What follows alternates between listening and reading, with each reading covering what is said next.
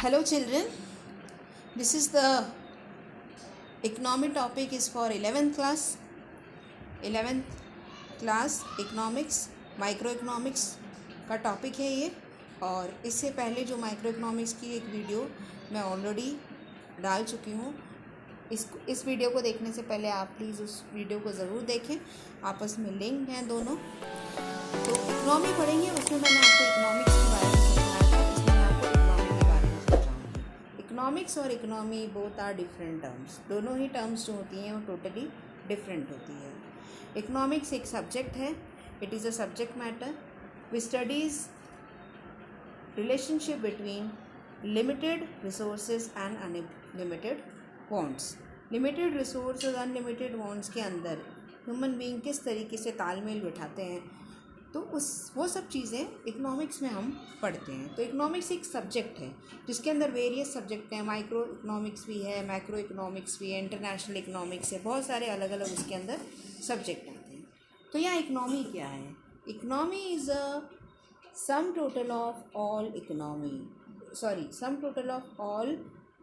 economic activities।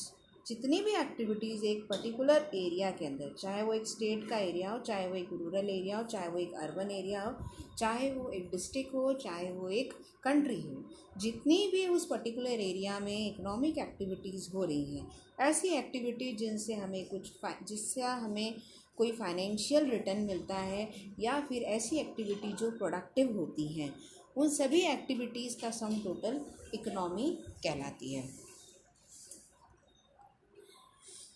A system which provide people the means to work and earn living. एक ऐसा system जो लोगों को काम प्रोवाइड कराता है और जीने के लिए अर्निंग प्रोवाइड कराता है, तो वो सिस्टम जो होता है वो इकोनॉमी है। All organizations like factory, shop, office, business, enterprises, transporters, ये सभी जो होते हैं they are comes in the economy, okay, who are involved in undertaking economic activities। ये सभी जो फैक्टर्स हैं, चाहे वो फैक्ट्री हो, चाहे वो शॉप हो, चाहे वो ऑफिस हो, चाहे वो बिजनेस एंटरप्राइज हो, चाहे ट्रांसपोर्टेशन हो, ये सभी इकोनॉमिक एक्टिविटीज़ को कम करने में हेल्पफुल होते हैं। किस तरह की इकोनॉमिक एक्टिविटी? जिसमें प्रोडक्शन आता है, कंजम्पशन आता है और कैपिटल फॉर्मेशन आता है। प्रोडक्शन का मतलब होता है value addition. Production means value addition, ठीक है, या फिर एडिशन इन यूटिलिटी। जब हम कंजम्पशन की बात करते हैं तो कंजम्पशन क्या है? जब भी किसी चीज़ का कंजम्पशन करेंगे तो उसकी यूटिलिटी में डिक्रीज़ आएगा। तो अगर प्रोडक्शन यूटिलिटी बढ़ाता है तो कंजम्पशन यूटिलिटी घटाता है। कैपिटल फॉर्मेशन क्या है? कैपिटल फॉर्मेशन मतलब कि it is a process in which it increase in capital stock. Capital stock में इंक्रीज होना कैपिटल फॉर्मेशन कहलाता है। तो कैपिटल स्टॉक यानी कि हमारे एसेट्स हो गए, हमारी संपत्ति हो गई, वो आ गए। तो जब हम उसमें एडिशन करते हैं तो हम क्या करते हैं? हम इन्वेस्टमेंट करते हैं, ठीक है। तो capital formation is another name of investment. Next, economy includes all the production units in a defined area which provide people with the means to work and earn an income। Economy के अंदर वो सारी productive activities आती हैं जो human being को, peoples को work provide कराती है और उससे वो इनकम अर्न करते हैं। चाहे हम एग्रीकल्चर सेक्टर कर लें, चाहे हम इंडस्ट्री की बात करें, चाहे हम सर्विस सेक्टर्स की बात करें, ठीक है। खेतों में जो किसान काम कर रहे हैं वो एक इकोनॉमिक एक्टिविटी कर रहे हैं। फैक्ट्रीज़ में लेबर काम कर रहे हैं, वो भी इकोनॉमिक एक्टिविटीज़ कर रहे हैं। कॉल सेंटर के ऊपर जो काम कर रहे हैं वो सर्विस प्रोवाइड करा रहे हैं। जिस तरीके से यहाँ एक डॉक्टर और नर्स है वो अपनी सर्विस प्रोवाइड करा रहे हैं। तो all these people comes in economic of the country. Fine. Now economy की कितनी तरह की इकोनॉमी होती है? सबसे पहले there are basically 3 types of economy: market economy, centrally planned economy and mixed economy. तो मार्केट इकोनॉमी की बात करेंगे। मार्केट इकोनॉमी कौन सी होती है? ऐसी इकोनॉमी जिसका दूसरा नाम जो होता है वो है कैपिटलिस्ट इकोनॉमी। ऐसी इकोनॉमी को हम कैपिटलिस्ट इकोनॉमी भी कहते हैं। All economic activities are organise through the market. मतलब ये ऐसी इकोनॉमी होती है जिसमें सारे डिसीजन मार्केट को देखते हुए लिए जाते हैं। भाई किस चीज़ का प्रोडक्शन करना है ये सोच के तय किया जाता है कि भाई इस पर्टिकुलर प्रोडक्ट की डिमांड ज़्यादा है या ये इसका प्राइस बहुत अच्छा ज़्यादा है मार्केट के अंदर। यानी टू फोर्सेस जो है मार्केट के, एक डिमांड और सप्लाई, ये तय करते हैं कि किस चीज़ का प्रोडक्शन है, कि यही तय करते हैं उस प्रोडक्ट की क्या प्राइस होनी चाहिए। ठीक है। Here production is done mainly for earning profit. ऐसी इकोनॉमीज़ के अंदर हमेशा प्रोडक्शन प्रोसेस जो होता है, प्रोडक्शन का जो काम होता है वो प्रॉफिट अर्न करना होता है। ये as in this economy means all production are owned and controlled by the private sector. ऐसी इकोनॉमी के अंदर ज़्यादातर नहीं, सभी प्रोडक्शन जो होते हैं वो प्राइवेट सेक्टर ओन करते हैं, गवर्नमेंट का इंटरवेंशन नहीं होता। तो मार्केट इकनॉमी या कैपिटलिस्ट इकनॉमी कौन सी हैं? तो मार्केट इकनॉमी और कैपिटलिस्ट इकनॉमी के एग्जांपल्स हैं हमारे पास में। यूएस की जो इकनॉमी है, यूनाइटेड स्टेट्स ऑफ अमेरिका जो है ये एक कैपिटलिस्ट इकनॉमी है। यूनाइटेड किंगडम एक कैपिटलिस्ट इकनॉमी है। ये इकनॉमी ऐसी हैं जो टोटली प्रॉफिट के बेसिस पर काम करती हैं और ये मार्केट के बेसिस पे काम करती हैं। ठीक है। नेक्स्ट हम देखेंगे सोशलिस्ट सेंट्रली प्लान्ड इकोनॉमी, जिसका दूसरा नाम है सोशलिस्ट इकोनॉमी। ये एक ऐसी इकोनॉमी होती है जहाँ पर पूरी तरीके से गवर्नमेंट का कंट्रोल होता है और गवर्नमेंट सबसे इम्पॉर्टेंट रोल प्ले करती है। क्या प्रोडक्शन करता है, कितनी उसकी प्राइस होनी चाहिए, इन सब की जो राइट्स हैं, जो अधिकार हैं, वो सरकार के पास में होते हैं, वो गवर्नमेंट के पास में होते हैं। ठीक है। The prices are determined by planning authority. कीमत भी गवर्नमेंट तय करेगी। All decisions are taken with respect to the maximum social welfare. तो जो भी डिसीज़न लिया जाता है उसमें सबसे ज़्यादा सोशल वेलफेयर के ऊपर ध्यान दिया जाता है। जैसे कि अगर हम इसके एग्जांपल है रशिया है, चाइना है, ये सोशलिस्ट इकनॉमीज़ हैं। ये इकनॉमी ऐसी हैं जो सोशल वेलफेयर पे ज़्यादा फोकस करती हैं, अर्निंग के ऊपर, कमाई के ऊपर, प्रॉफिट के ऊपर ज़्यादा फोकस नहीं करती हैं। यहाँ इस इकनॉमी के अंदर जितने भी इकनॉमी में रिसोर्सेज होते हैं वो सभी गवर्नमेंट के कंट्रोल में होते हैं, ना कि किसी प्राइवेट सेक्टर के कंट्रोल में होते हैं। फिर जो नेक्स्ट इकनॉमी आती है वो आती है मिक्स्ड इकनॉमी। मिक्स्ड इकनॉमी एक ऐसी इकनॉमी है जिसके अंदर पब्लिक और प्राइवेट दोनों का रोल प्ले किया होता है, जिस तरीके से हमारे इंडिया में है। हमारे इंडिया के अंदर प्राइवेट स्कूल्स भी हैं और पब्लिक यानी कि सरकारी स्कूल्स भी होते हैं। प्राइवेट हॉस्पिटल्स भी हैं तो पब्लिक हॉस्पिटल्स भी हैं हमारे कंट्री में। तो हमारे जो देश की इकनॉमी है वो मिक्स्ड इकनॉमी है, जिसमें पब्लिक और प्राइवेट दोनों ही एक साथ काम करते हैं और जो डिसीजंस होते हैं उनका जो उद्देश्य होता है डिसीज़न लेने का, उसका अचीव प्रॉफिट तो होता ही है, साथ साथ में सोशल वेलफेयर भी होता है। यानी कमाई भी करो और साथ साथ में सोशल वेलफेयर भी करते रहो। तो ये हमने 3 तरह की इकनॉमी पढ़ी, मार्केट इकनॉमी, सोशलिस्ट इकनॉमी यानी कि सेंट्रली प्लान्ड इकनॉमी, और तीसरी हमने पढ़ी मिक्स्ड इकनॉमी। फाइन। अब नेक्स्ट हम पढ़ेंगे कि इनमें डिफ्रेंशिएशन कर लेते हैं कैसे होता है। भाई अब इन तीनों में डिफ्रेंशिएट करेंगे हम। मोटिव ऑफ प्रोडक्शन, मोटिव क्या है? तो मार्केट इकनॉमी का मोटिव है प्रॉफिट अर्न करना, सेंट्रली प्लान का है सोशल वेलफेयर करना, और मिक्स्ड का है प्रॉफिट भी अर्न करना और सोशल वेलफेयर भी करना। रोल ऑफ गवर्नमेंट क्या होता है? यहाँ गवर्नमेंट का डायरेक्ट कंट्रोल, डायरेक्ट इंटरवेंशन नहीं होता। यहाँ टोटली कंट्रोल गवर्नमेंट का होता है और यहाँ पे फुल कंट्रोल गवर्नमेंट का, लेकिन प्राइवेट सेक्टर का भी पार्शियल कंट्रोल होता है। अब इकोनॉमिक प्रॉब्लम्स, यहाँ पे इकोनॉमिक प्रॉब्लम जो हमने पढ़ी अभी पढ़ेंगे हम, जो इकोनॉमिक प्रॉब्लम्स हैं इसके अंदर वो कैसे सॉल्व होती है। यहाँ पे जो सॉल्व होगी प्राइस मैकेनिज्म के बेसिस पे सॉल्व होगी, यहाँ पर प्लानिंग के बेसिस पे होगी, और यहाँ बोथ प्राइस मैकेनिज्म पे भी फोकस किया जाएगा और प्लानिंग पर भी फोकस किया जाएगा। कंपटीशन देखेंगे तो मार्केट इकोनॉमी में बहुत कंपटीशन होता है क्योंकि टोटली प्राइवेट सेक्टर होता है। लेकिन जब सेंट्रली प्लान की बात करें तो यहाँ तो सिर्फ सरकारी होती है, कोई कंपटीशन होता ही नहीं है। और मिक्स्ड की बात करें तो यहाँ पर कंपटीशन भी, यहाँ पर भी प्राइवेट सेक्टर के अंदर कंपटीशन एग्जिस्ट करता है। पब्लिक सेक्टर यानी सरकारी जो सेक्टर होते हैं उनके अंदर कंपटीशन नहीं होता। तो ये हमने 3 तरह की इकोनॉमीज़ पढ़ी। इसके आगे हम पढ़ेंगे सेंट्रल प्रॉब्लम्स ऑफ इकोनॉमी। अब इकोनॉमी की प्रॉब्लम्स क्या क्या है। तो central problems of economy basically अगर हम देखें तो सेंट्रल प्रॉब्लम्स ऑफ इकोनॉमी में कुछ चीज़ें जो होती हैं वो बहुत इंपॉर्टेंट टर्म्स हमारे सामने आती हैं। सबसे बड़ी बात होती है कि जो रिसोर्सेज हैं वो रिसोर्सेज कैसे हैं, स्केयर हैं और साथ साथ में अल्टरनेट यूजेस भी हैं उसके, ठीक है। और हमारी जो वांट्स हैं वो कैसे हैं, हमारी वांट्स जो हैं वो हैं अनलिमिटेड, ठीक है। तो ये जो है सेंट्रल प्रॉब्लम्स हम पढ़ेंगे। तो सेंट्रल प्रॉब्लम कौन कौन सी है। बेसिकली जो सेंट्रल प्रॉब्लम क्रिएट होती है स्कैरसिटी की वजह से, अल्टरनेटिव यूजेस की वजह से, तो ये वाली जो है प्रॉब्लम्स वो हैं। तो पहली प्रॉब्लम आती है what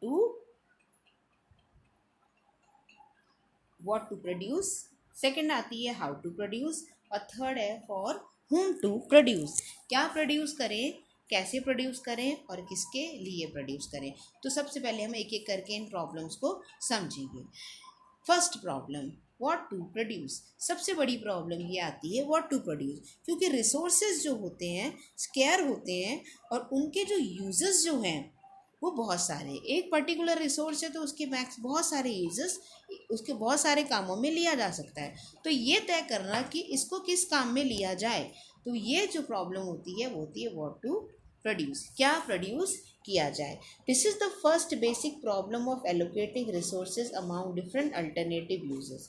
it is related to selection of goods as well as good cannot be produced because of limited resources, whether to produce food, cloth, housing, luxury goods at present। Car का production करें या building बनाएं, cloth का production करें या toys बनाएं, ये electronic item technology का प्रोडक्शन करें या शूज़ बुक्स इसका करें या फूड आइटम का प्रोडक्शन करें।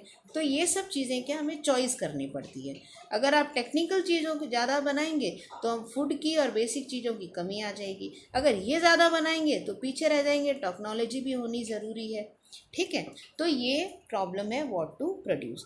तो जो रिसोर्स हमारे पास है उसका बेस्ट पॉसिबल और अच्छा यूज़ हो सके इसीलिए हम बनाते हैं, इसलिए ये प्रॉब्लम हमारे सामने खड़ी हो जाती है। नेक्स्ट प्रॉब्लम आती है हाउ टू प्रोड्यूस। ये तो तय कर लिया भाई किस क्या बनाए, अब ये तय होता है कि किस तरीके से बनाए, ठीक है। अगर हाँ मैं एक चीज़ और बताती हूँ आपको कि जो हमने 3 तरह की इकोनॉमी देखी उनके अंदर इन चीज़ों का कैसे सॉल्यूशन होगा। कैपिटलिस्ट इकोनॉमी यानी कि जो कैपिटलिस्ट इकोनॉमी है, मार्केट इकोनॉमी है, वो तो ऐसी चीज़ बनाएगी जिसमें प्रॉफिट ज़्यादा होगा, ठीक है। तो वो कैसी चीज़ें बनाएगी, वो कार्स बनाएगी, टॉयज़ बनाएगी, इलेक्ट्रॉनिक आइटम्स बनाएगी, लग्जरी आइटम्स बनाएगी, शूज़ वगैरह जो लग्जरी आइटम्स होते हैं, फैशनेबल चीज़ें वो ज़्यादा बनाएंगी, ठीक है। लेकिन इनमें मान लो इनमें प्रॉफिट ज़्यादा हो रहा है। लेकिन जब सोशलिस्ट इकनॉमी की बात करेंगे, जैसे हमने रशिया और में देखा जहाँ पे पूरा गवर्नमेंट का कंट्रोल है, तो वो एजुकेशन की बात करेगी, फूड आइटम्स ज़्यादा बनाएंगी क्योंकि वो बेसिक रिक्वायरमेंट और सोशल वेलफेयर पर ज़्यादा ध्यान देंगी। लेकिन जब मिक्स्ड इकनॉमी की बात करेंगे तो यहाँ पर एक बैलेंस रहेगा, प्रॉफिट के अर्न करने के साथ साथ में जो बेसिक चीज़ें हैं वो भी सरकार हमें प्रोवाइड कराएगी। आगे आ जाते हैं, कौन सी टेक्निक यूज़ करें। प्रोडक्शन करने की कोई टेक्निक होती है, प्रोडक्शन करने की टेक्निक क्या है कि ओके तो कौन सी टेक्निक यूज़ करें प्रोडक्शन में, तो लेबर इंटेंसिव यूज़ करें या कैपिटल इंटेंसिव। लेबर इंटेंसिव और कैपिटल इंटेंसिव कहाँ क्या चीज़ होती है, जिसमें लेबर का अधिक यूज़ होता है वो लेबर इंटेंसिव होती है और जहाँ मशीन का ज़्यादा यूज़ होता है वो कैपिटल इंटेंसिव होती है, ठीक है। तो अगर हम लेबर इंटेंसिव यूज़ करते हैं, अगर लेबर का हम ज़्यादा यूज़ करते हैं, तो लेबर के ज़्यादा यूज़ करने से क्या होगा, एम्प्लॉयमेंट जनरेट होगा, ज़्यादा से ज़्यादा लोगों को रोज़गार मिलेगा। और अगर हम कैपिटल इंटेंसिव यानी मशीन का यूज़ करते हैं, तो मशीन के लिए ऑपरेट करने के लिए एक आदमी चाहिए, वो भी आजकल कंप्यूटर से हो जाता है, तो ऑपरेट करने के लिए पर्सन भी नहीं चाहिए, तो एम्प्लॉयमेंट यहाँ पर बिल्कुल भी जनरेट नहीं होगा। ठीक है, अब ये तो लेबर इंटेंसिव का फ़ायदा कि एम्प्लॉयमेंट जनरेट होता है, और ये कैपिटल इंटेंसिव का ड्रॉबैक कह सकते हैं कि इससे एम्प्लॉयमेंट जनरेट नहीं होता। लेकिन यहाँ पे प्रॉब्लम क्या है, इसकी प्रोडक्टिविटी ज़्यादा होती है और इसकी प्रोडक्टिविटी लो प्रोडक्टिविटी होती है। ठीक है, तो अगर कैपिटलिस्ट इकनॉमी होगी, मार्केट इकनॉमी, तो वो मशीन का ज़्यादा यूज़ करेगी। सोशलिस्ट इकनॉमी होगी तो वो लेबर का ज़्यादा यूज़ करेगी। और हमारे इंडिया जैसी मिक्स्ड इकनॉमी होगी तो वो जहाँ लेबर का यूज़ है तो वहाँ लेबर का यूज़ करेगी, और जहाँ मशीन का यूज़ हो सकता है वहाँ पर मशीन का करेगी। तो ये हो गई कौन सी टेक्निक का यूज़ करें। लेबर यूज़ करोगे एम्प्लॉयमेंट बढ़ेगा, मशीन यूज़ करोगे एम्प्लॉयमेंट कम हो जनरेट नहीं होगा। लेबर यूज़ करोगे प्रोडक्टिविटी लो होगी, लेकिन कैपिटल यूज़ करोगे तो प्रोडक्टिविटी ज़्यादा होगी। ठीक है, तो डिफरेंट इकनॉमी के हिसाब से भी मैंने आपको इसके फिर क्वेश्चन आता है, what for whom to produce, किसके लिए प्रोड्यूस करें, किसके लिए प्रोड्यूस करें भाई। इकनॉमी के अंदर रिच भी होते हैं, मिडल्स भी होते हैं और पुअर भी होते हैं। कौन से सेक्शन के लिए ज़्यादा से ज़्यादा, तो पुअर के लिए प्रोड्यूस करना कोई नहीं चाहता। क्यों, क्योंकि वहाँ पर लो इनकम है, लो प्राइजेस पे हमें सेल करना होता है, तो प्रोड्यूसर कभी भी पुअर्स के लिए प्रोडक्शन नहीं करना चाहता। वो किसके लिए ज़्यादा, मैक्सिमम वो रिच और मिडिल क्लास के लिए करना चाहता है, जहाँ उसको मैक्सिमम प्राइजेस मिल सके।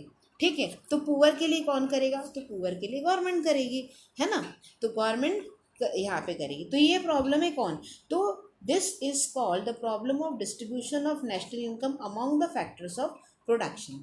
Goods and services are produced for the consumer and consumer capacity to purchase goods and services depend on its income.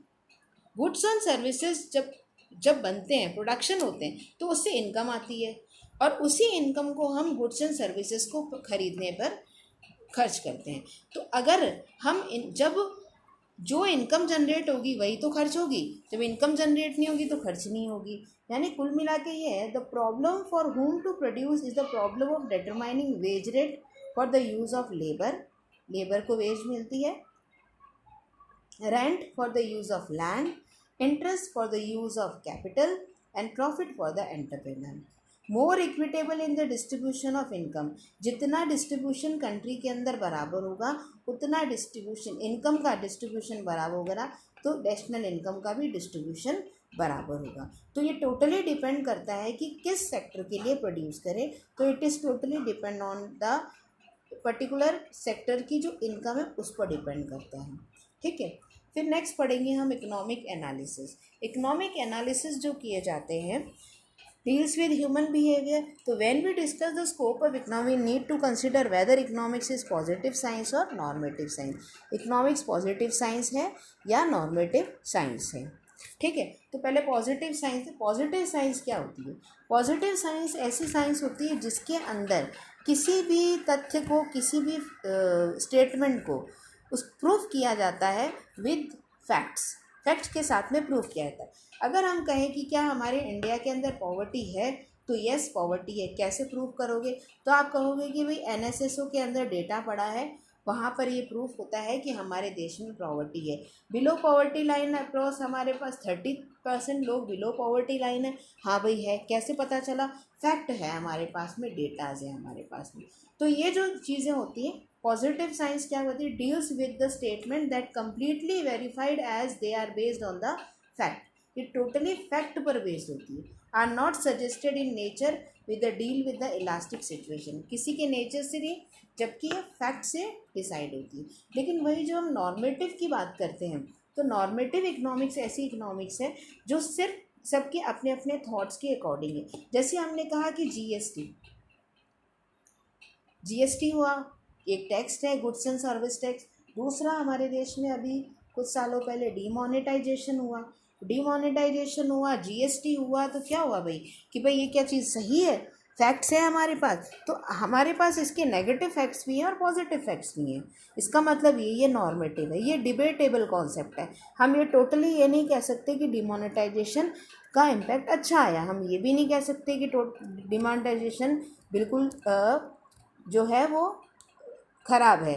तो ये दोनों ही चीज़ें इसके अंदर होती। तो ऐसे जो एनालिसिस होते हैं जो डिबेटेबल होते हैं वो नॉर्मेटिव होते हैं, और ऐसे एनालिसिस जो कि फैक्ट्स के साथ में सिद्ध किए जाते हैं, ऐसे एनालिसिस को हम पॉजिटिव साइंस कहते हैं। तो इकोनॉमिक्स जो है वो पॉजिटिव साइंस भी है और नॉर्मेटिव साइंस भी है। तो एक बार हम इसको थोड़ा सा रिवाइज कर लेंगे।